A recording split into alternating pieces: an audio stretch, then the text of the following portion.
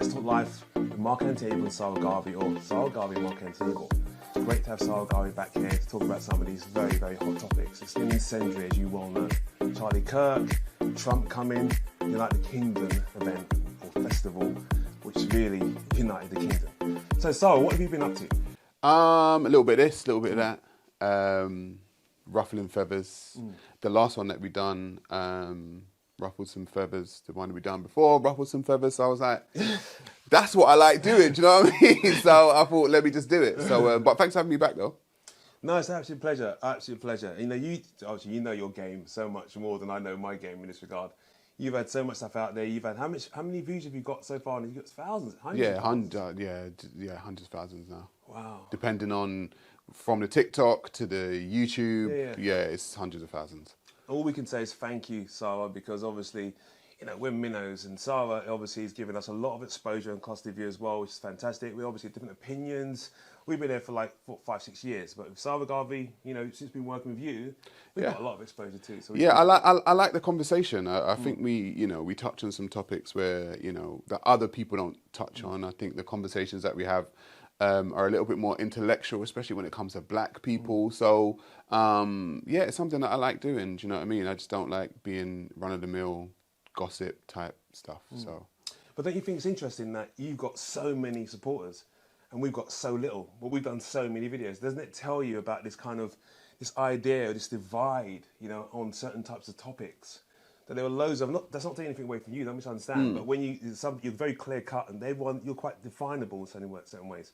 But in terms of what we're putting out, it's kind of in the middle, And I think there's, society-wise, there's very little nuance.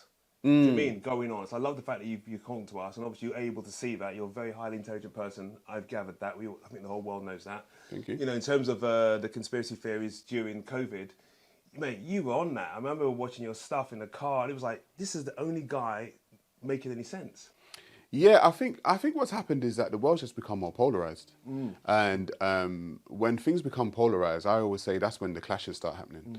I think the middle ground is probably what you're treading on, where people can actually get to at least have a debate. They can at least get to say their views. A lot of the time, it just becomes a shouting match. Do you know what I mean? One side says something, the other side says something else, and then, they disagree, and then all of a sudden there's some kind of heated clash. So, I just think the world's become more and more polarized, and I think that's what people are kind of used to being a part of. You're either on my side or you're on their side. There's no kind of grey area, no kind of nuance. Me, I like the grey area because I understand that as someone who has debated for a long time, if you don't at least find some common ground, like I said, that's when punches start getting thrown and it just gets crazy. Do you know what I mean? Isn't that the sensible kind of path? Yeah. Why aren't people following a sensible path? Why are we in such a place now in the UK where literally you can see that, in fact, we can talk about Tom Robson, we will, because I was at the United Kingdom March. So anyone who wants to talk about that, just know I was there and I saw it on the ground. And I got a report. You didn't get beaten up, no? Honestly, I won't lie to you guys. I didn't think I was going to make it home.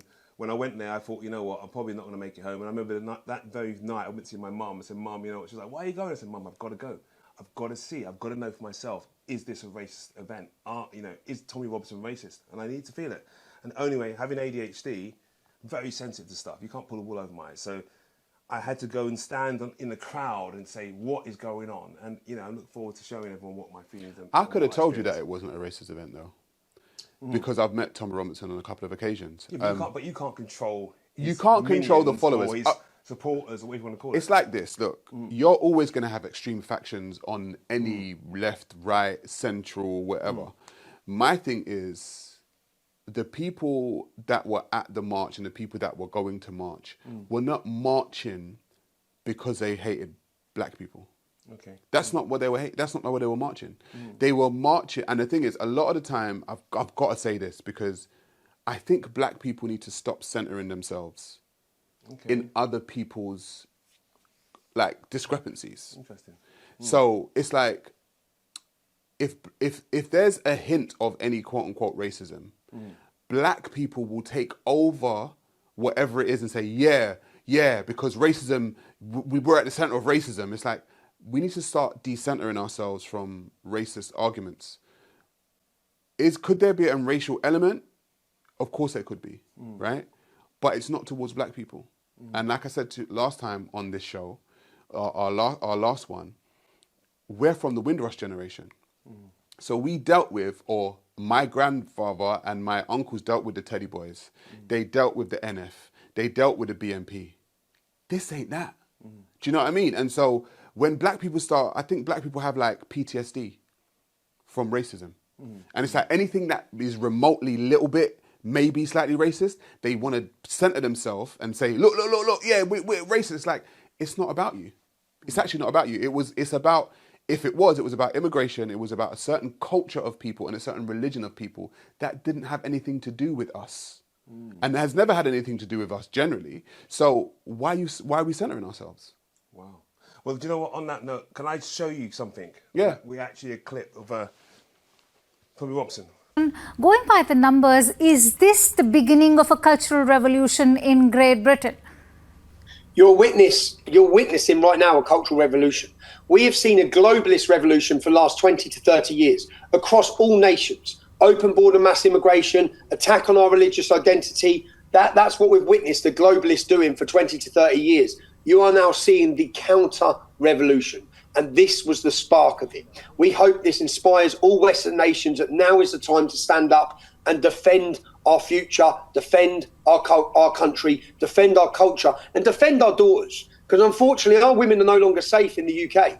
And it's not at the hands. The important thing that we wanted to do as Unite the Kingdom movement was to show that many communities have come to this country.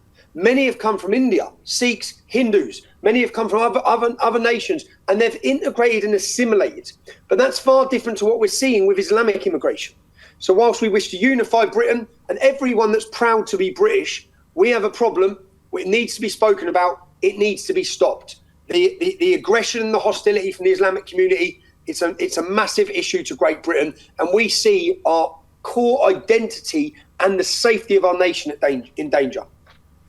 How do you respond to all of those who say that it is the far-right movement which is dividing Britain right now? Britain is divided.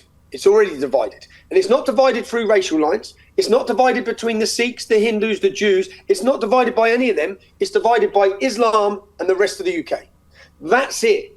We have Islamic ghettos that have not integrated, not assimilated. Out of those Islamic ghettos, we have 40,000 Muslims on a terror watch list. 40,000. We only have 70,000 armed forces. During 50 years of Islamic immigration into the UK, in 50 years, we had 3 years where ISIS were dominant in Syria. In that 3 years of ISIS reign in Syria, 4 times as many British Muslims joined ISIS than have ever joined the British military. So in a 3-year period, 4 times more joined ISIS than in a 50-year period of joining the British military. We have a massive problem. And simply 1.2 million British Muslims want Sharia law in our country. That is 1.2 million Muslims that need to leave. But there's no playing games anymore. We've had enough. We've tolerated it for too long. We have tolerated hate against us. 1.2 million Muslims who wish to overthrow democracy and replace it with Islamic supremacy. The problem is, as there's rising tensions against migration, because of the problems we're seeing, which is what we've seek to do as a movement, is let people know that many migrants come to this country, embrace it and love it. There's one section that's come here and caused murders and declared war with it. And I'll be honest, you see, if we didn't have Islamic immigration, there would not even be a debate on immigration in the UK. No one would be complaining. There would have been no mass rape gangs in Rotherham, Telford and 85 other cities with Islamic communities. We wouldn't even be having a discussion on immigration because no one would have any problems with the other communities that have come here. So we've just watched the clip and it kind of illustrates what you just said. That Tommy Robson's trying to separate this thing from, making a giant thing about, in terms of the nuances about racism. So racism, as you say, people seem to think racism is just like, you don't like black people, don't like everyone. There are nuances to it. Sometimes people just don't like particular groups. Yes. So in this situation, based on that video, it's just reiterating what you said, and I just thought I'd show the clarity, because Tommy Robson, his real issue seems to only be with Islamists. Correct. I don't think he's even got a problem with Muslims per se. It's this particular brand of Islamist or of Islam. I mean, look, Tommy Robinson is not new. Many people that have come into contact with Islam have had a problem with Islam. This is across the board? Across the world. It's not... Hindus have had a problem with Islam. Sikhs have had a problem with Islam. Africans in Africa have had a problem with Islam. This is not something new. So when people are like, oh, you know what? If I say what I say, I'm a supporter of Tommy Robinson and I'm an Uncle Tom and I'm a coon and all this. It's like, bro, no one, when they come into contact with Islam, generally has been able to be compatible with it. Because if we think about this, right, a lot of it is compatibility and culture. Islam says alcohol is forbidden. It's haram. In the UK, they have a pub culture. Everyone goes to drink. They're drinking it from lunchtime, right? I drank. I mean, I had 11 pints when I was in the volunteer badge regiment for a period of time. We were having 11 pints. And so I know it's just part of the culture. Is that compatible? From a culture that says alcohol's forbidden to a culture that says, oh, we're going to drink from like lunchtime, right? That's not compatible. Women in Islam are made to cover modestly. Sometimes it can just be the headscarf. Sometimes it can be the whole niqab. You can only see their eyes. In the West, women walk out in the street damn near in their lingerie sometimes. But what about Christianity? You've got like nuns, all right? Nuns would go to convents and they cover up, right? Similarly to the hijab. Yeah, but that's a section. It's not generally and like... drinking, do Christians drink as well? Christians drink. My family drinks. My family are Christian. They drink, right? So then you have that. Then you also have, when it comes to marriage, right? In Islam, it's okay, and it's a controversial thing, it's okay for cousins to be married and to breed each other. It's actually, they call it halal. It's okay to do it.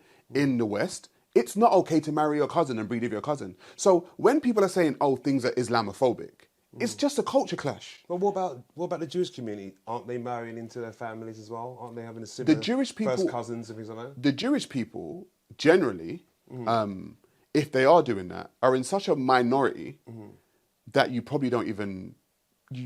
When's the last time you thought, oh my God, a Jewish person was saying this or a Jewish person was saying that and blah, blah, blah? If you lived in a close... Not unless you're talking about Israel. If you lived close, but if you lived in close proximity to Jewish people, maybe you might feel that way. Of course, they're not... Of course, I get it.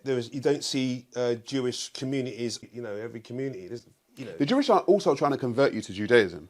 Yeah, I get it. They're not trying to convert you to Judaism. They're like happy... Just like the Hindus aren't trying to convert you to Hinduism. The Sikhs aren't trying to convert you to Sikhism. But the Muslims are trying to convert you to Islam. They will stand on, places all over London and say, oh, come to Islam, come to Islam, come to Islam. Is that a form of Islamism, or is that just... Because when I was growing up as a kid, I never did I ever come across a Muslim that tried to turn me into a Muslim. No Muslim was saying, you should become and get converted to our faith. It never happened. Well... It seems to be like a new kind of strain of Islam. Have you ever read The Art of War by Sun Tzu? I've never read The Art of War by Sun Tzu. The Art of War by Sun Tzu. I'm probably never going to read it either. It's interesting, and it talks about war and talks about certain strategies in war. And one of the strategies is to act weak when you're strong and act strong when you're weak. Wow. Right? What's one of the strategies? And sometimes when you get your numbers, then you start to show your real face. And maybe when you were around, there weren't that many numbers, but now there are numbers. Maybe we're starting to see the real face. People are starting to get a little bit bolder. People are starting to get a little bit more forthright of what they think and what they feel and what they think you should do and X, Y, and Z. So listen, I've always said the world, like I said to you last time, it's like a rainforest. You just need to understand the ideologies that exist within the rainforest. You don't hate any of the things in the rainforest. Don't hate the jaguar. Don't hate the python. Don't hate the poisonous snakes. Don't hate the rain. Just understand what they are and how they move. And then you'll be able to maneuver. The problem is that people don't understand the rainforest. They just don't understand it. They think everything in the rainforest is nice and shiny. And I'm like, no, sometimes it's not. Well, do you know what? One thing I do have a particular concern about is the rate of conversions. I don't know the actual percentage, but I know that there are a lot of people going in based on my contacts in prison who have told me that loads of people go into prisons and they get converted. You know, in terms of what Tommy Robson's talking about, how does that impact the black community who are obviously now being converted to a faith that, you know, what I see is not actually really accepting them? Because I'm hearing all the different stories from Muslims as well, black Muslims saying that they go into they're in the mosques and some people don't even pray them. Some people Most black people don't even understand that Muhammad was a white-skinned Arab man who owned and traded black people as his slaves. That sounds crazy, doesn't it? Yeah, well, I didn't know he was white. He's described as a white-skinned Arab. In what book are you talking about? In the Hadiths of Islam. I will look at that. In the Hadiths of Islam. Okay. Another thing is that a lot of people don't understand, because I always said people can only bamboozle you if you're ignorant. Ignorant doesn't mean that you're stupid. It just means that you lack knowledge of something. Most people lack knowledge of Islam in the West, right? When you read Islam or you understand Islam, Islam is not just the Quran. A lot of people think Islam is the Quran. Islam is the Quran and the Sunnah. Yeah. The Quran and the Sunnah. Keep referring to that, yeah. Yeah, the Sunnah is the Hadith books. They're the ways, the teachings, and the sayings of the Prophet Muhammad. So when they pray 5 times a day, stuff like that, everyone knows Muslims pray 5 times a day. You can't find it in the Quran. It's part of the Sunnah. Wow. So when people say, oh, I'm a Muslim, it's like, okay, cool. Do you follow Quran and Sunnah? And when a Muslim says to you, oh, and you say something to them and they say, oh, can you find it in the Quran? And you might say with your ignorance, actually, I don't think it is in the Quran. Where did I hear that? They rely on that because you're ignorant, because you don't know their religion, right? But they don't know that it's from the... It's like the Bible back in the day, it was Latin, written in Latin, right? Right. You don't know that things come from the Sunnah also. So this is the thing, like Muhammad was a white-skinned Arab man who both owned and traded black people as his slaves. So when black people are joining and following a man, if we go back to George Floyd, do you remember the statue of Edward Colson that was destroyed here and was thrown in a river? Do you remember that during Yes, oh yeah. And people asked, why did you do that? And they said, oh, he was a white guy. He traded black people as slaves and owned them. I said, so when are we okay with white men trading and owning black people as their slaves now? What, only when it comes to Islam?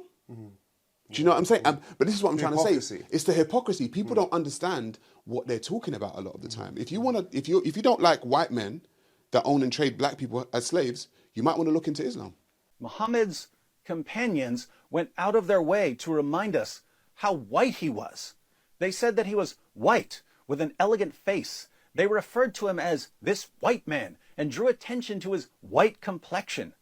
They wanted us to know about the whiteness of his shins, and the whiteness of his thigh, and the whiteness of his leg, and the whiteness of his stomach, and the whiteness of his forearms, and the whiteness of his cheeks, and the whiteness of his armpits. Muhammad's companions also went out of their way to remind us how black his slaves were. Hadith after hadith after hadith, Muhammad bought, owned, sold, and traded black African slaves. The Muslim sources even say that trading slaves was equivalent to trading animals. So if race is really irrelevant in Islam, why the endless reminders of how white Muhammad was and how black his slaves were? Why were Muhammad's companions so obsessed with whiteness and blackness?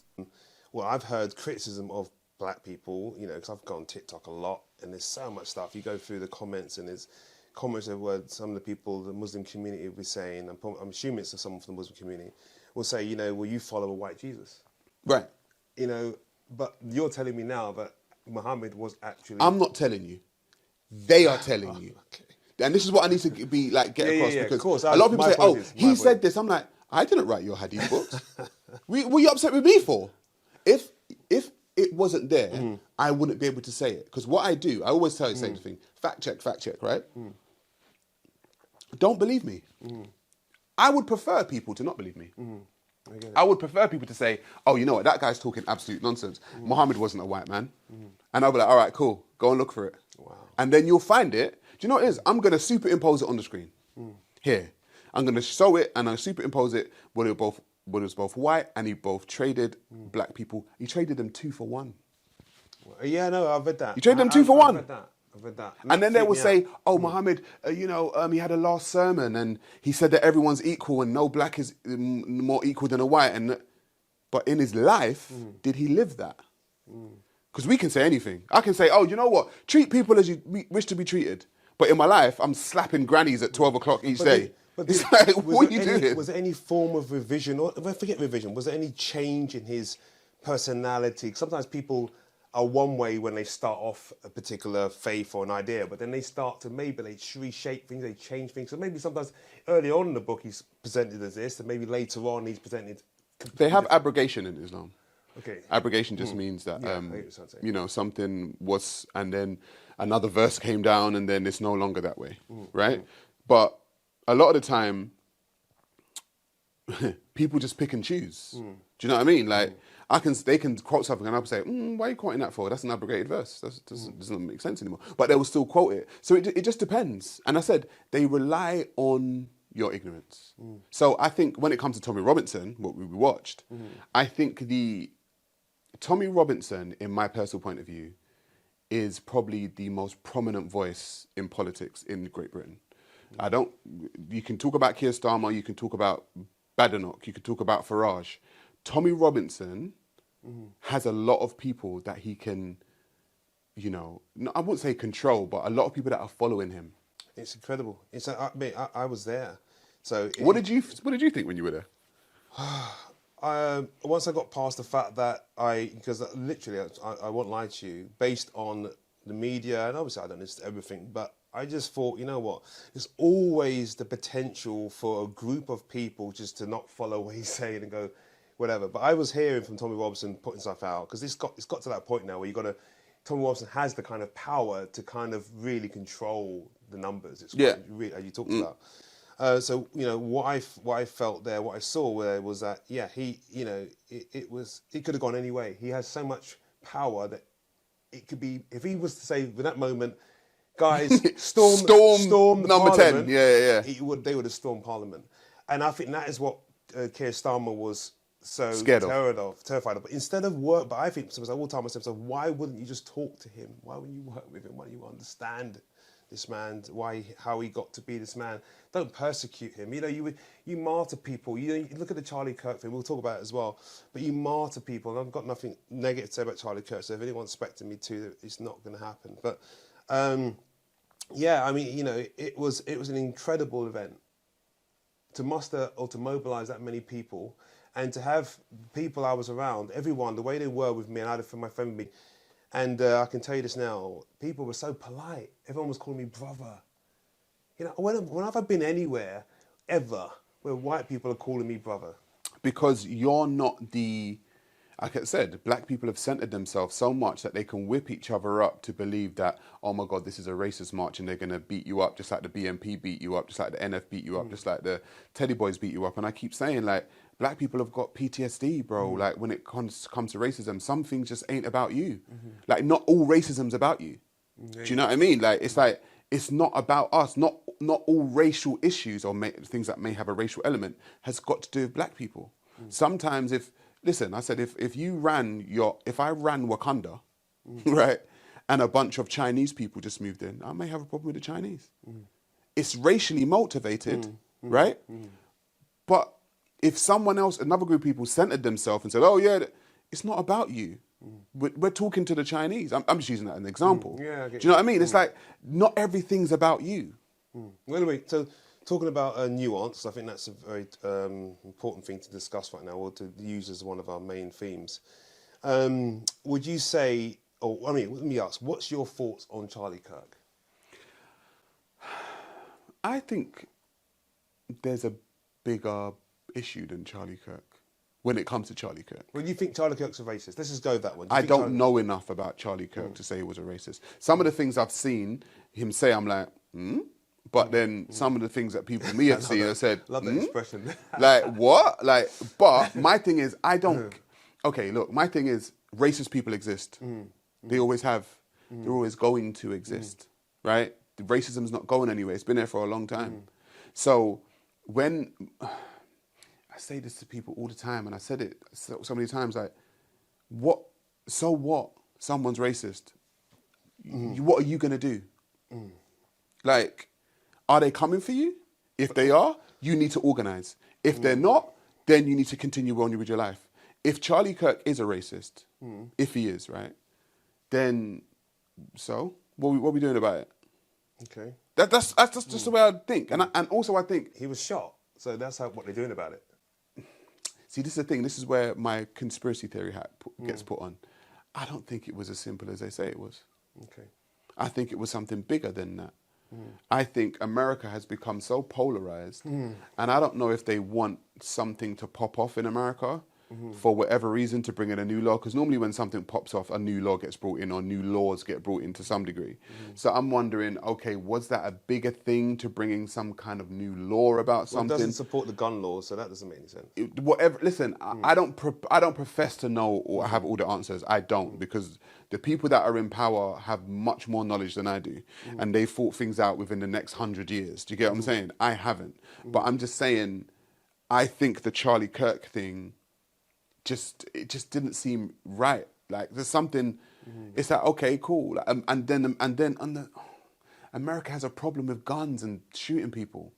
Malcolm X got shot. Somebody irony. Like JFK, Malcolm X, Martin Luther King.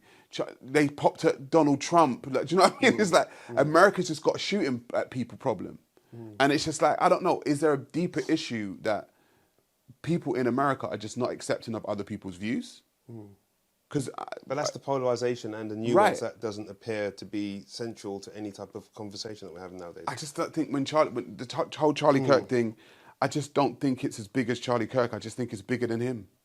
That's just my whole personal view. Well, my based on what I've seen, and I'm not, when I say I've not watched every clip that Charlie Kirk's ever done, but I just think, can we not think about it as more like racist or realist rather than just racist? So you said you've seen some stuff. What would people have said that is racist? There was a clip where, and I can actually find a clip actually, I'll show you one, but there was a clip where he's talking about, he calls black culture destructive. And, to me, black culture is destructive. I've called black culture destructive. Yeah, but the thing is, because he's white, he's a racist. He could be a racist, though. But he could also be a realist. Yeah, but this is the thing about, look, I don't even vouch for anyone white not being racist. I just say, if they are, what are we doing about it? Do you know what I mean? Like, same with Tom Robinson. If people say Tom Robinson racist, I'm like, okay, cool. You say he's a racist, cool. What are you doing about it? But why can't we accept criticism? Why is it every single, like you said, you talk this whole thing where we jump into these things, we don't know the difference between someone says the word racism, we lose our minds. Because why can't we accept criticism? Because it's help. It's like your brother criticizing you or someone outside of your family criticizing Isn't it childish you. though? No, I understand it. I do understand it, because like, you've got a wife. If you can criticize your wife, but if someone outside criticizes your wife, you're like, hey, that's my wife. I don't know. Do you know what I mean? I think I'm able to be mature enough to be able to accept that he has a right to his criticism. I mean, everyone's freedom of speech. Everyone's got a right to like. People can judge people differently from you. That's their view. To anybody, to like, I can see a girl and think she's the most beautiful woman in the world, but someone think, no, she's hideous. That's just the way it is. I mean, look. Like I said, if he said something that black culture is destructive, I'm guessing he's talking. I'm guessing he's talking about black Western culture, American culture, whatever. I'm sure he wasn't thinking about the middle class aspects of it. I'm sure he wasn't even thinking about Africa. Probably he wasn't thinking about that, and again, that's because he wasn't being he wasn't specific, and that's why I think the biggest problem with Charlie Kirk in that scenario was that he wasn't being specific. If he had said, actually, I'm talking about just, that particular culture, American culture and gang culture, that would have been absolutely fine. The fact that somehow it can be generalised, that's what makes him seem like a racist. Is that a fair point? I mean, look, like I said, I think it's bigger than Charlie Kirk. It's like when they shot, they shot at Donald Trump, it would have been bigger than Donald Trump. Do you know what I mean? Like, why would they take him out? For what reason? Why did they take JFK out? For what reason? I think it was bigger than JFK. People can say, "Oh my God, JFK got shot." It's like, yeah, why? Yeah, I get it. Like, it's like, why? Why did he get shot? And who done it? Do we believe the stories of who done Charlie Kirk? All I'm thinking about right now is the fact that he was considered to be a racist. That's kind of. I think it's bigger than that. Yeah. Racists exist, man.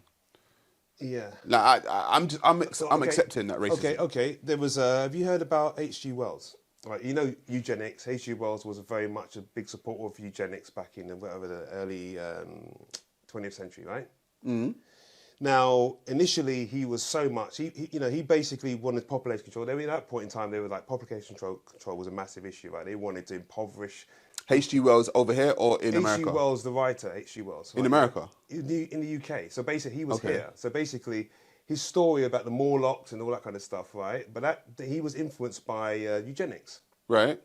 And so he believed that poor people shouldn't have the right, all right, to have children. Right. So he wanted a specific, like the whole middle class thing, right, whatever, but on a grander scale, right, on a much more extreme scale. So by impoverishing them, not feeding them, just preventing them from getting married, they would eventually die off. And this is the views he had. And lots of people at that time had those similar views, eugenics, that kind of like, the certain groups who'd survive, the strongest survive, all that kind of nonsense. And but what happened was, in the end, he's 20 years later, he's now totally reversed his ideas. Somebody was totally championing, race and the idea of the social construct. He did not accept race in it. After a while, his views changed. He now became someone that thought, you know what, race is a social construct. There's no such thing as race. So you can change the way you feel about certain things over time. We've got to ask ourselves, right? Is somebody in the position to adversely impact the lives of the group of the people that they don't like? Well, yeah, okay, so that's where racism becomes a problem. Okay, so you're talking about systemic racism. Right, so racist people are going to exist. They're not going anywhere. My thing is, when someone says something racist, my next question either to them or in my head is, what do they do for a living? Because if they're in a position of power to adversely impact the lives of the group of people that they don't like, then that's a problem. But if you work at Asda and you're a racist, I don't care. I get you, it. Because you're not going to do anything. What are you going to do? Okay. Get drunk one night and say something to a black man like, oh, you'll probably punch you up and that's it, done. Do you know what I mean? But I'm saying, if you're in a position of power to adversely impact the lives of a group of people that you don't like, that's a problem. Well, I get it. Based on what you're saying, though, if we put that towards what Tommy Robson's doing, in his terms of his kind of attacking, one would describe to be attacking a certain Muslim community, then isn't that the same type of thing? He's got the power now to be able to go off. That's why that's why Muslims are scared. Do you understand? Muslims are scared because he has the power to adversely impact their lives. He's not trying to. So people in power have power to adversely impact all kinds of people's lives. Muslims are scared that Tom Robbins is going to impact their lives. Black people shouldn't be scared that he's going to impact their lives because black people aren't in the crosshairs right now. Do you know what I mean? They have been in the crosshairs historically. I'm sure you were at the time when the Teddy Boys were around and and skinheads and the blah blah blah, right? But it's not that time. It's just not that time. And so yeah, Muslims are scared. And I think if you have an ideology, I said just on an objective point of view, forget talking about Islamophobia and blah, blah, blah. Is this ideology compatible with the West? Just is it? Like, if we're all honest with ourselves, doesn't matter whether you lean to the left, whether you lean to the right. I don't think so. It's not compatible. No. And if it was compatible, then there wouldn't be clashes. Just like Tommy Robinson was saying, the Sikhs are fine, the Hindus are fine. They're not clashing with the Sikhs and the Hindus. Why? Because they're integrationalists. Muslims make up 5 to 6% of the UK population, but 90% of the gang of young children in groups of men is Muslim men. 90% from 5 to 6%. 30% of the men convicted are called Mohammed. Now these are facts, okay? They're facts. We need to talk about them. We need to understand, there are 40,000 British Muslims on a terror watch list. 40,000. 1.2 million British Muslims want Sharia law in the UK. This is a problem. Yeah? 66% of British Muslims would not report on another Muslim who is going to join ISIS. Yeah? All of these issues are problems. Why? And when you try and talk about Islam, I just want to set the record straight again. Because I've grown up in Luton, I do know some great Muslims. And I love Muslims. Yeah? There are some Muslims that I've grown up with who I have great friendship with. but they're not following the teachings of Islam. So separate Muslims as people, because everyone here, if you live in an area, you're going to know some nice Muslims. Whether it be a kebab shop worker, taxi driver, you're going to know some nice people. They're people. Yeah, I don't talk about the people. I'm talking about Islam as an ideology. You need to stop Islamic immigration. You need to get control of the prisons. They're going to build an army through your prisons, because they're building an army through ours. The last prison I was in for my film, Solitary Confinement, as I said, Muslims make up 6% of the UK. 40% of the prison was Islamic. 40%. Yeah, 40%. They're converting an army, and no one's stopping them. So, and that's happening here. It's going to be happening in the United States of America. You need a massive wake up.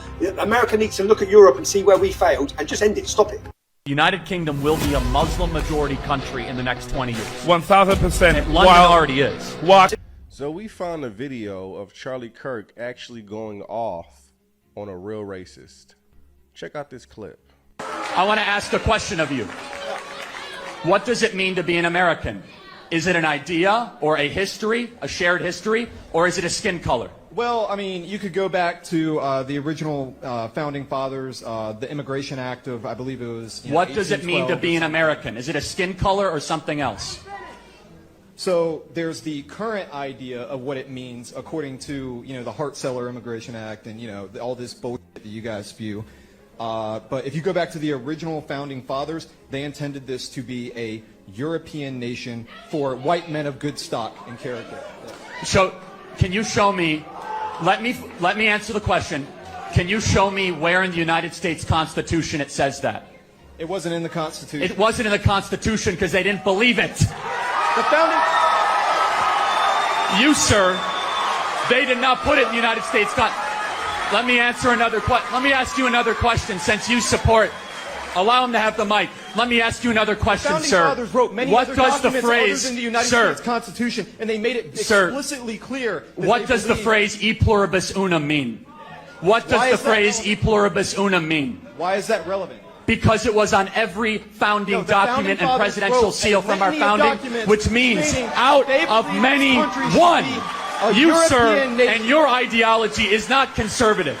It is right-wing, identitarian. It has no place in the conservative movement, my friend. Get out of line. Get out of line.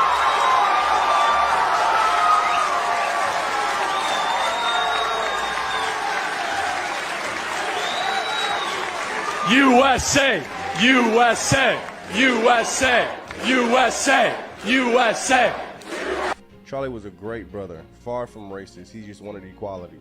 And I, for one, feel blessed that God allowed him to be with us for 31 years.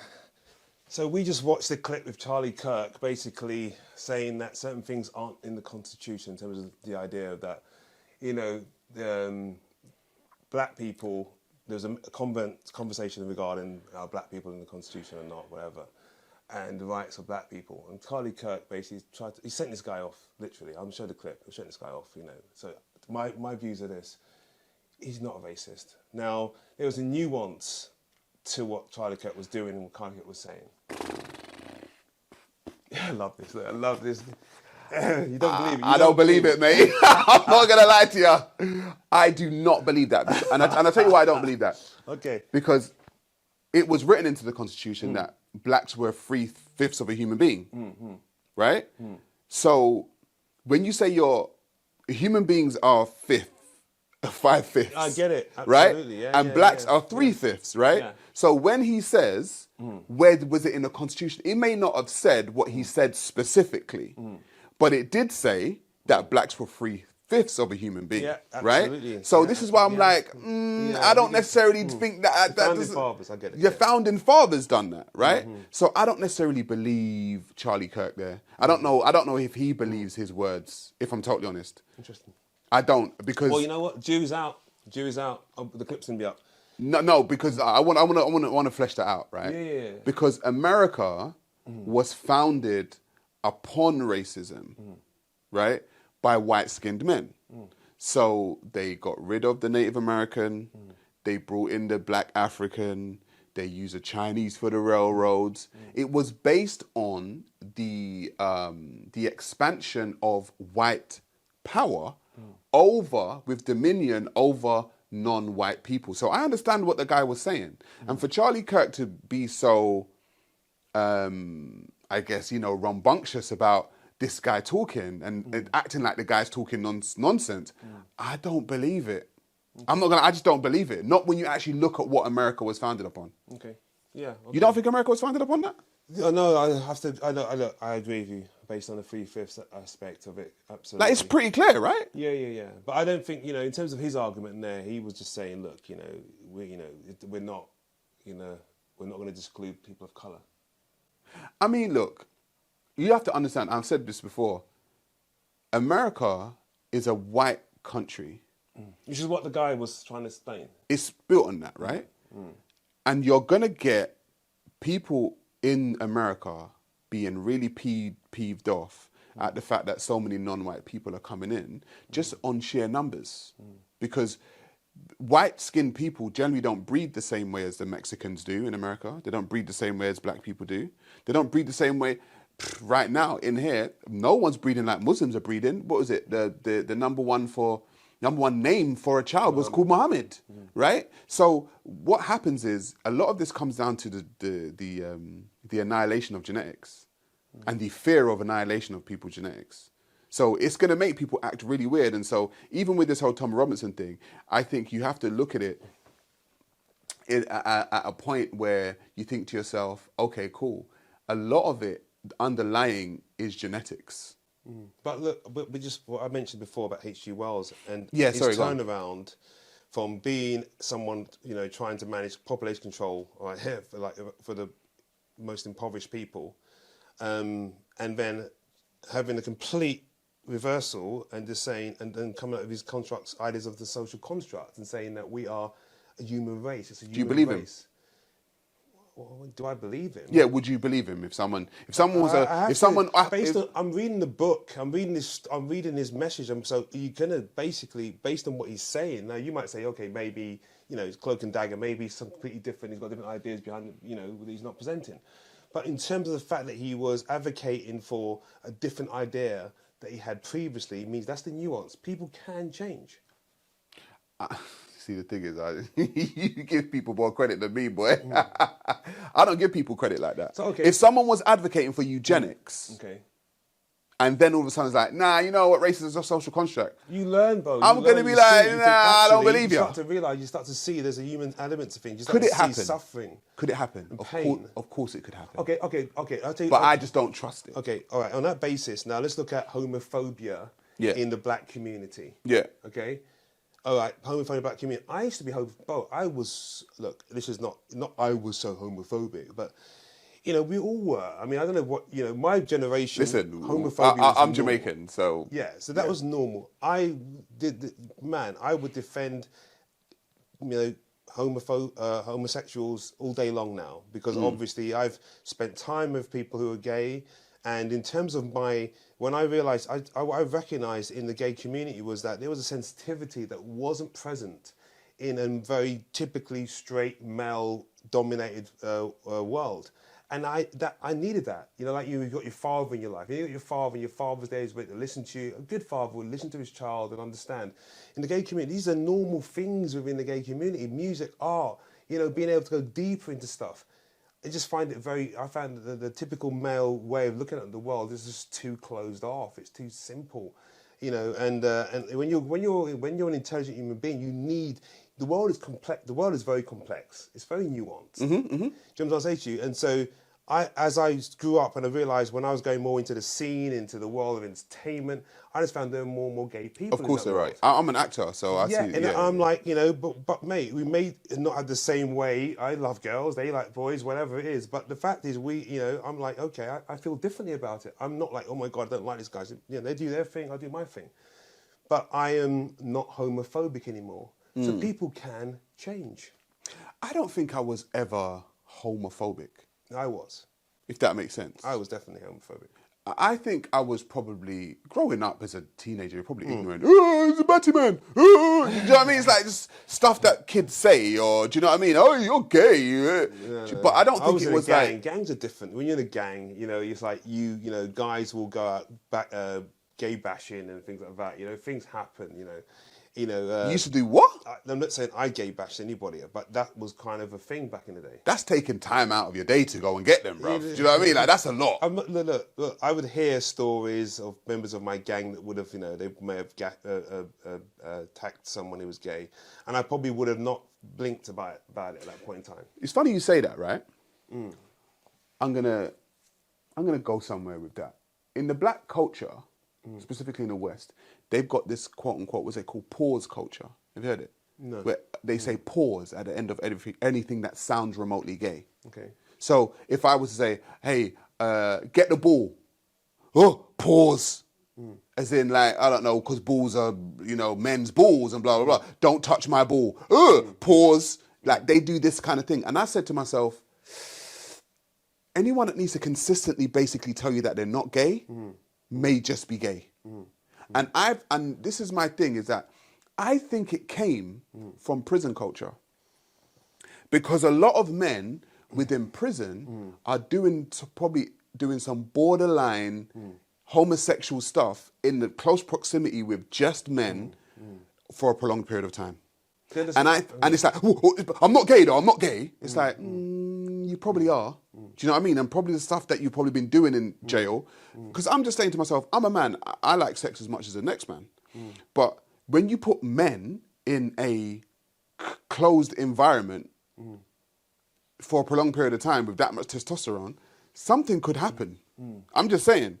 Yeah. I like women, but I'm just saying to myself, like, if you put a bunch of men in that environment for a prolonged period of time, sorry, I'm go somewhere. I worked with the Dubai royal family for a fair few years, right?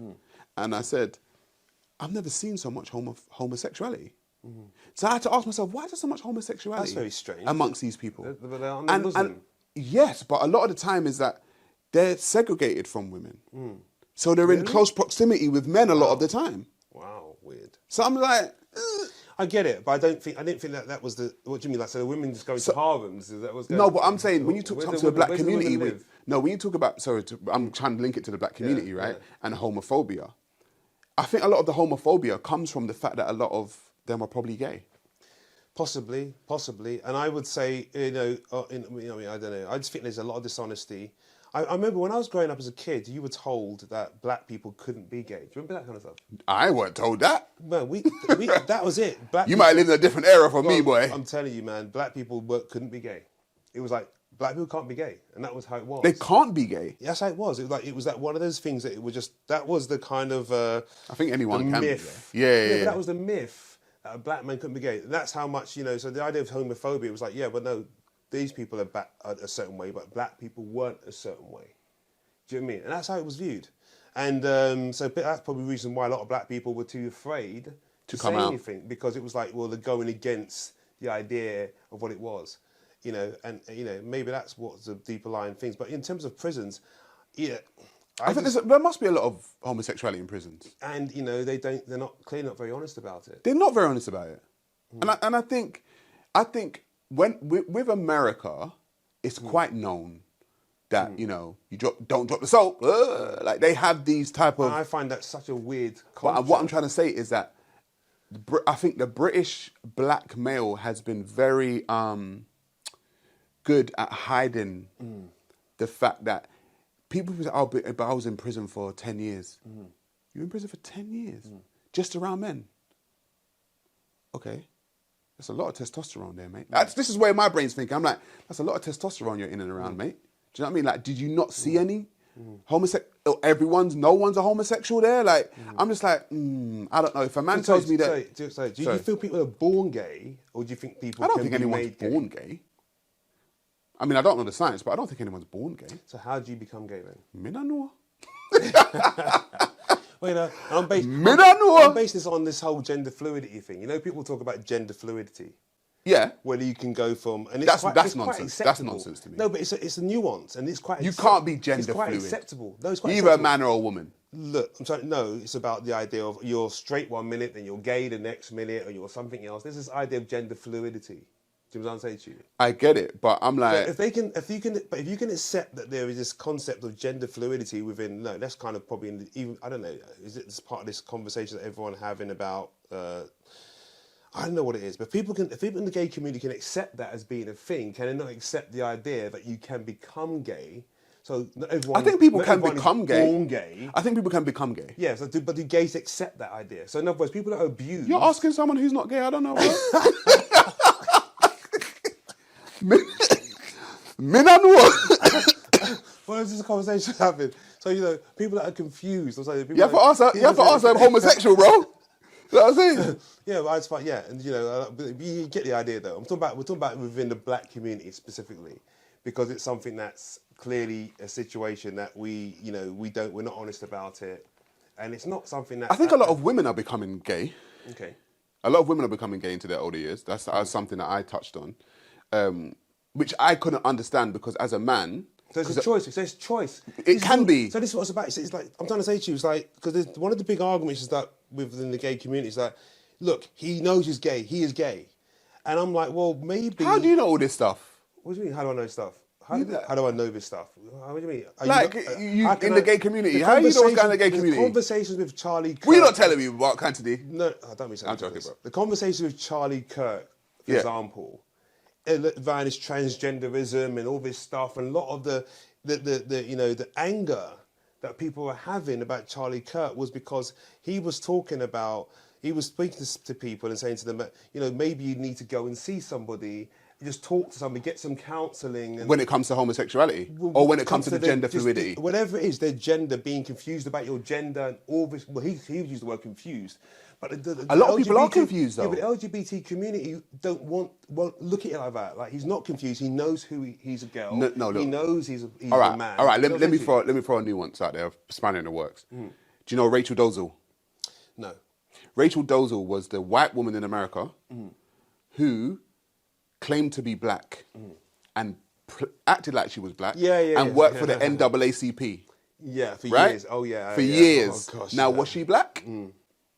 Was she black? No, of course she wasn't black. Why was she not black? Well, she was... Do you know what I'm saying? Why was she not black? Exactly. Yeah, because, you know, she wasn't born... you know, in terms of what she would decree as being her a race, because black is black. But as a she race. said she was black. What is black? Is it a race? What I'm trying to say is that she said she was black. Now, if you juxtapose that to this whole gender fluidity, it's an identity thing, right? It's an identity. So, are you a man or are you a woman? Do you think you can change from a man to a woman? That's probably why he's saying, "Hang on, maybe you're confused because you can't change. Because if you can change, then you have to accept the fact that Rachel Dolezal was a black woman." I don't think she was a black woman. Yeah, but people hated. Yeah, I get each other, but people hated so much on Charlie Kirk for trying to question that whole thing. And that's why I wanted to talk about the idea of, okay, well, people who go to prison, when they go to prison, they go in as straight men. Yes. But when they come out as gay men. That's because... Or they pretend they're not gay, so that's a gender fluidity, because they come back and they go, you know, actually, I'm not gay. And they go back to their girlfriends or go back to their wives. My friend, if you had a schlong in your anus, you're probably gay, mate. No, but that's not the point. I'm trying to say to you is that, you know, the fact that they can switch off their minds and go, actually, I'm not gay. Actually, I'm not. You know, I'm now. So then, what were you doing? What were you temporarily gay? Like, what's this? Semi-gay? Well, that's the whole point. Is diet gay? Like, what's going on? What makes a person definition? What makes a person gay? Is it being born gay? I don't think you're born gay. Or being okay. I just don't think you're born gay. I think you can turn gay. I look forward to the comments on this. Please send us some comments. Yeah. Help us understand. I think that, like I said, I was saying that a lot of women are becoming gay or lesbian into their older years. Like, they've got children. You know what I mean? They've had relationships with men, and then all of a sudden I've heard them say, I'm done with men, and they become gay. And I'm like, I don't understand that psychology, because as a man, I can be as frustrated as with women as I want to be. It doesn't mean that I'm going to be a homosexual afterwards. So I can't understand that psychology. Whereas a lot of women can say, oh, you know, I'm going to switch off, I'm going to just go with women. I'm like, I don't understand that. Do you know what I mean? So I think a lot of the time, when people say people are gay, I think, because there's this thing online, like when women are saying to men, like, oh, if you're gay, then just say so. Because a lot of men, there's this whole male and woman battle going on online anyway. And it's like, a lot of women are saying, oh, these men are gay. And I'm like, they could be, but also a lot of women are gay. Because but to speak to women more so than men and say, have you had a gay experience with the same sex, it's more likely going to be women that are going to say, yeah, I have. Do you know what I mean? So it's like, well, are you gay?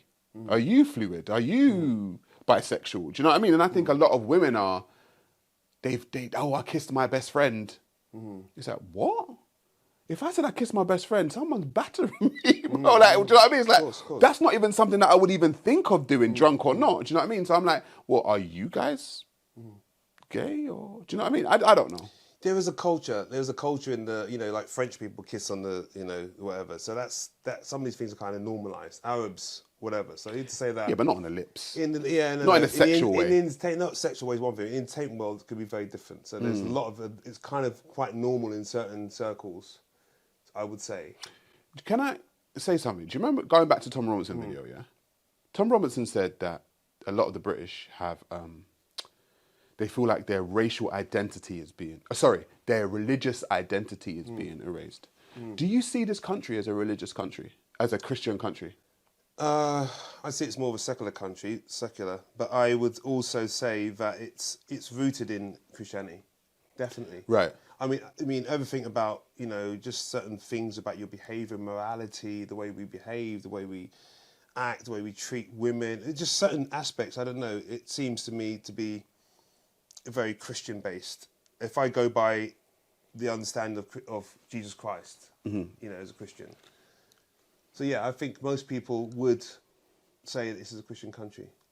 Because I see, like I said, I see it as more of a secular country. I don't see it as like a Christian country. So I get there are Christian values within the country. Yeah, that's it. Do you know what I mean? Like, values. Without the but values, a Christian country. We'd be a very different people. Trust me, without the Christian values. So then, why are you a Christian? I'm a Christian because I have a deep fondness or love for Jesus Christ. His ability to forgive people, to understand, a form of acceptance. And that's hence why, I don't look at, like I said, that's one of the great things about, the homophobia I once experienced in my head. Christianity it just completely gets rid of it. But Christianity doesn't champion homophobia. It doesn't champion. It's against homophobia. No. Jesus Christ, in terms of, if you read about Jesus Christ, okay, he walked among the sinners. He lived amongst sinners. Right. That's how he was. He never judged anybody. Lived amongst sinners. He said basically he was talking about the idea of people will see him and by his example, do you know what I mean? They will be changed by his example. So he wasn't like, oh my God, I want you to become, I'm going to tell you what to do, whatever. He was like, by my example, you will learn. So that's it. So for me, I just live my life a certain way. I hope that people will, think, Mark-Anthony, he's a nice guy. What drives him? And it's the examples of Jesus Christ that drives me. Because I grew up Christian.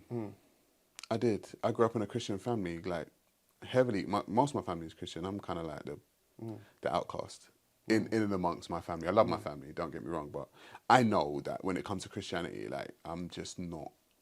They're just like, this guy is something else. Do you know what I mean? Like for me, I'm just so not. We spoke about Cerberus before. Do you get? And the way I view religion, but I'm just like, I think right when it comes to you're God, not fooled by all that stuff. Basically, you're not fooled I by just think that when it comes to what God is, people are misinformed. I think that what is called God, or what people think is God, exists, but the ego and the arrogance makes people look at it via their eyes. Because you can, for me, if God is limitless, if it is limitless, why is it now limited itself to a Bible? Why is it now limited itself to a Quran? Why is it limited itself to a Torah? Why now is God limited itself if it's limitless? Yeah, I get it. Do you know what I mean? Like that's the way I look at it. I'm like, if this thing exists, I'm sure it's not going to be like, oh, just come to this house. Yeah. It's like, what? There's only one house I can go to see you. Yeah, but isn't it more about the idea of you can have everything, but by abstaining from everything is what makes you pure?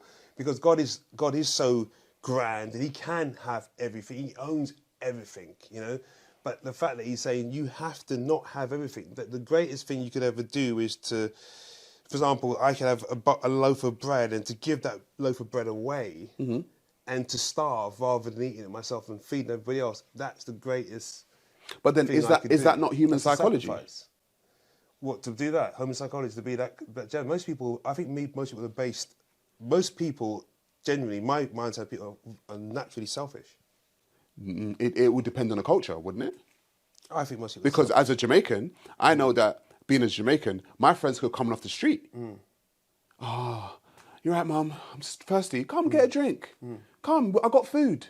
Not everyone's selfish. Yeah, no. That's sharing your food is different from actually sharing the last of your food or giving your last. Listen, I know people that will share the last of their food. Yeah, and isn't that based in Christianity? No. No. No, So I don't think those so. People are, so they're not because of what Christians have been the taught. biggest colonizers on the planet. Yeah, look. They're not. It's not. I think you're confusing it. I think you're confusing it. What you're confusing is that they would send the missionaries to go and soften the people up, right? But a lot of the missionaries, they were doing their job. They did not, when they were doing those jobs. They were doing recce's, mate. Yeah. They were doing recce's. Some elements would have been absolutely heartless and cruel. Yeah. But there would also be the true Christians who were so devoted to the book that would have done that with their heart and the most kindness and the most generous. They would have done it to actually thinking of saving souls as opposed to destroying people's lives. But don't you think that's arrogant? Look, I can't answer. Like if I've got answer for what. No, but I'm saying if I've got a pair of patriarchs shoes, did if back I've in the got a day. pair of shoes, yeah, and I say, Mark-Anthony, I know you got a pair of shoes, and I see you got a pair of shoes, but the best shoes in the world are mine. You need my shoes, mate. Do you know what I mean? I know you got.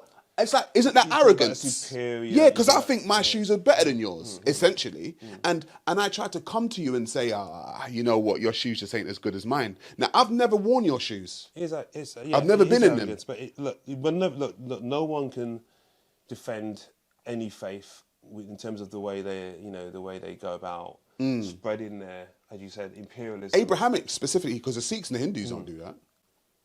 They don't spread their religion. Yeah, I said it's imperialistic. African spiritualists don't spread. spread Explained with faith many times. It's imperialistic, but ultimately, Christianity has been used for a lot of bad, but at the same time, there's a lot of good that comes from it. I'm yet to see. Well, I'm just saying. Look, we're here doing this podcast. You know what? We're talking. Yeah. I would say if I was probably from a different faith or different mindset, we probably couldn't have this But conversation. then I think that's you, not Christianity. Do you get what I'm saying? Like, I think you're a good person. I don't think you're a good person because of Christianity. Because I know a lot of people who are Christian and Muslim and they're wrong-uns, mate. Yeah. Do you know what I mean? So being But a Christian doesn't make you a good person. Yeah, but I think that there's an element of that does help. Because I would say for me, if it wasn't for Christianity, I probably wouldn't be as good a person. Okay. There's a lot of things I'd probably do differently if not for it. So sometimes questioning my own behaviour and realising that was wrong, and I won't do this, won't do that. And is that even the understanding, like we talked about, talking about the prison system and what's going on there. And I would think I'd probably view things differently. One thing I want to say as well. Go on. Because we're going to go on. In terms of the left, I don't know. It's a weird statement to put out. I just feel that the left is dead. Left? What do you mean left-leaning politics? I think the way the left is presenting itself today, I think it's left itself very little room to manoeuvre. Okay, well, give me like a leftist view that you think's dead. There was a statement Mark-Anthony Abel put out. I don't know what he said something about the. He said something about the left. He said something about the liberals. The liberals. Be very careful of the liberals because they are worse than the conservatives or worse than the far right sometimes. Yeah, so they're wolves in sheep, basically wolves in sheep's clothing. Yeah, what I'm trying to say is I think that what we're seeing with Tommy Robinson is a lot of this. With what Tommy Robinson's done and how Tommy Robinson's grown is because the left has not been honest. The left has been hiding so much of what's really going on that it's allowed for the right wing to grow as powerful as it has because it didn't deal with the problems. Didn't deal with the problems of knife crime. Didn't deal with the problems of Islamist extremism. It will tell you that you're insane for seeing it. It will tell you that you are, that this is almost like you've got a mirage. It's not true, guys. What you think you see is not true. And the left has been doing it for so long, presenting For example, like when I think about music and stuff, like, you know, a leftist would basically, or say, I don't know, probably the wrong words used, but someone, you know, like a guy doing rap, doing the most vile lyrics, a leftist person would probably sit and go, oh, wow, that's really cool, great. Give me some more of that, it's really entertaining. They would view it, they wouldn't ever see the danger that it presents to the black community. They just think, oh, well, it's really entertaining, we love it, give us some more, it's art. It's art to them. The leftists will look at it as art, as opposed to it's actually quite destructive. Whereas a right-wing person will just tell you, actually, that's really destructive, man. Yeah. The leftist person will say to you, oh, actually, no, it's not. He's lying to you. He's just jealous. I mean, I just think it just creates it creates illusions. You can see it, but it tells you it's an illusion. I mean, I hear you. Everyone's waking up. I do hear you. From the leftist. Yeah, but I think ideas. people are becoming polarized, but I think there's a lot of people kind of drifting from left to centre and drifting also from right to centre, and finding the two kind of factions who maybe thought a certain way are kind of finding themselves in the same place. I've looked at like comments online and people are saying, oh, I didn't think I'd be agreeing with Candace Owens today, or I didn't think I'd be agreeing with, do you know what I mean? And they're like, they've been leftists all their life, and they're like, hang on a minute, she just said something that made sense. And yeah, I just think that when it comes to politics in general, and even views, I think there's just a group of people who are like drifting from both the right and the left and kind of finding this middle ground, which I think is great, to kind of have conversations about it. But then I think a lot of the time, the loudest voices are the ones that are either polarised on the right or polarised on the left. Yeah, I hear you. But I used to think that the left, to me, the left was something that seemed to be the thing that understood, the thing that kind of understood you, helped you, alleviated some of the mental issues, mental health, you know, all the kind of stuff. You know, but you know, the left now seems as angry as the right, and it's like, once the left becomes as angry as the right, it's like, well, how can we identify How angry is the right? You know, how God.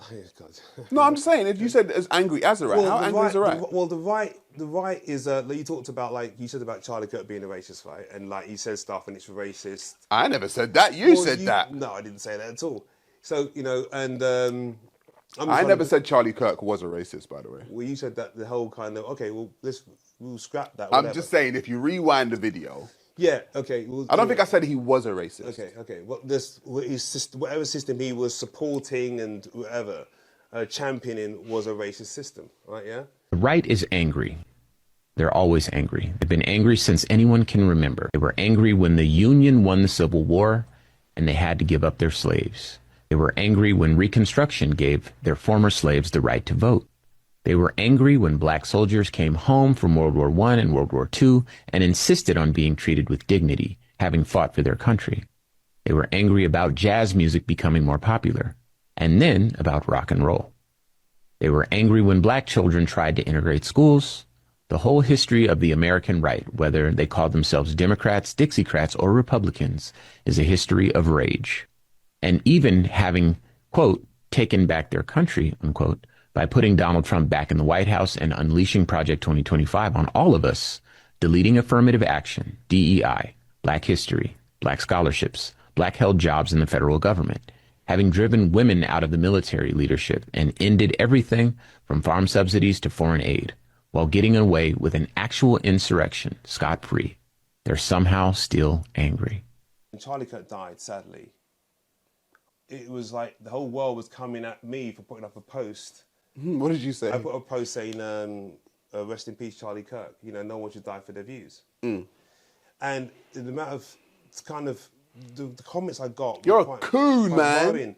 Yeah, exactly. You're like, Uncle Tom, man. He's like, you know, it was like weird. And I never, these are people that had not responded to a post of mine in probably 8 years. Polarization. But because I put that out, they all came at me. And I was like, wow, what is going on? I'm like, but they were angry. It wasn't like, you know, we understood. And then I watched so many videos. But to understand why they felt that way, I had to then look at all the different videos out there. Like, what's going on? And then there was all these videos of people saying, oh my God, he deserved to die. And it was like, whoa, you're the left. I was like, whoa, is this the left? It's so angry. And it was like, there was no understanding. Like, this guy died in front of his family. But for some reason, they didn't care to worry about that, or to think about it. They were like, well, you should have... And I've watched other videos with Antifa recently, and I'm thinking, my God, the left looks really violent. insane. It's like, we went to an event where people was, in the Tommy Robinson event, people that were they so called far nice. People were so nice. Yeah, they called it far right, and everyone was just like chilling and having a good old time. I would have been terrified. Not that I'm afraid. There was more violence at Carnival. If I said I'd be terrified, but I would have been. Bro, I think that I wouldn't. There was more violence at Carnival. Yeah, another thing, and it was hypocritical about the Tommy Robinson event anyway, because they say it was 25 people got arrested, but Carnival 840 something people. I said there's more violence at Carnival. Do you know what I mean? But they say it was a great event. But no, I don't know. It's just quite worrying, how the kind of anger that I've seen around that event, and then I said to you around the Tommy Robinson thing, it was completely different. I am going to be that person. Yes, as lefties, we're very fucking angry. Do you want to know why we're angry? Because every conversation we have with somebody from the right, or someone with far-right views, or with somebody who is racist, it feels like you're banging your head against the wall over and over and over and over again. It's very, very, very frustrating. We are trying to tell you to open your eyes to the bigger picture, to stop looking at tiny little minorities. It's like looking at a little piece of fucking glass that's in your foot when you've got a big shard in your head. You just wouldn't do it, would you? All we want is for you to open your eyes to the bigger picture, look around you and go, oh shit, it's the people in power. Maybe it's not the minority in the UK. Maybe it's not Muslims. Because you seem to, I don't know what goes on in your brain, but you seem to look at someone and go, oh, well, it's that person over there. It's that tiny little percentage of people over there. That's the reason that our NHS is failing. That's the reason we can't get jobs. I'm sorry, but we're called woke for a fucking reason. We open our eyes and we see the bigger picture. And if you're not willing to do that, that is your own fault. But nothing in the UK is going to change unless we all unite as people, whether you're black or white, Muslim, Christian, fucking anything, gay, disabled. Unless we all unite, nothing is going to get done. And I went to America, I got to mention this, I went to America just so people understand where, again, the nuance and the confusion.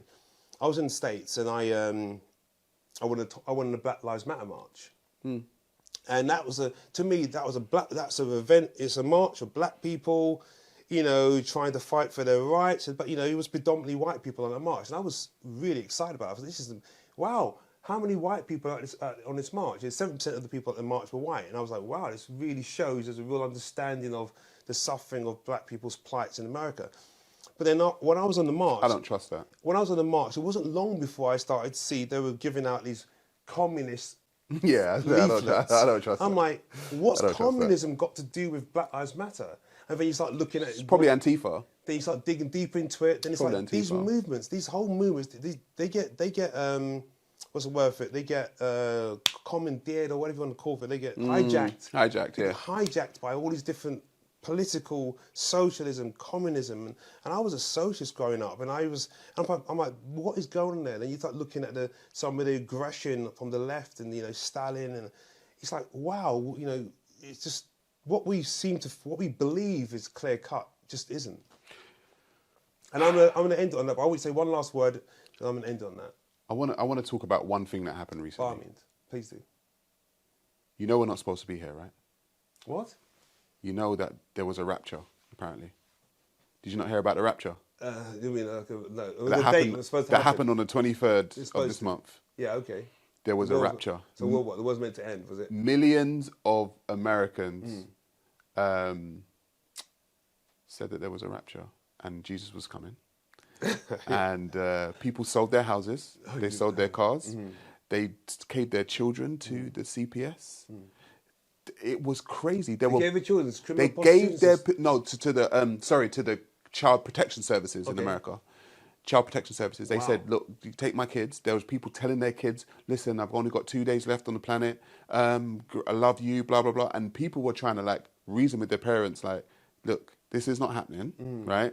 Like, can we stop this nonsense?